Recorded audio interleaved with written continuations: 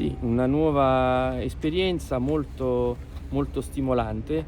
Il mio proposito, l'ho già rappresentato al personale nel primissimo incontro stamattina, è portare un apporto, non soltanto nel campo professionale, nel campo tecnico, ma soprattutto nel campo dei rapporti umani.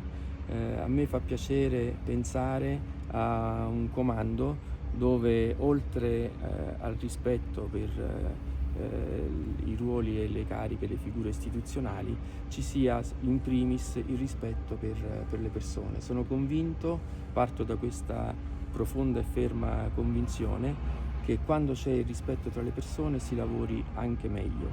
Credo molto, e questo è il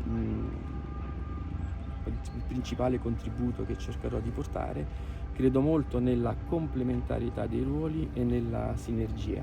Nessuno può fare tutto, nessuno può fare senza l'aiuto dell'altro, fermo restando che poi all'occorrenza ognuno deve anche saper come surrogare il lavoro di chi in quel momento temporaneamente può essere indisponibile. Questo vale in tutti i campi dove noi operiamo e ci chiamiamo istituzionalmente a intervenire, quindi vale senz'altro per l'attività di soccorso pubblico, ma vale anche per tutte le altre attività istituzionali che vanno dalla prevenzione incendi alla polizia giudiziaria, alla formazione interna e alla formazione esterna e così via discorrendo, secondo la declaratoria di tutte le competenze del Corpo Nazionale dei Vigili del Fuoco.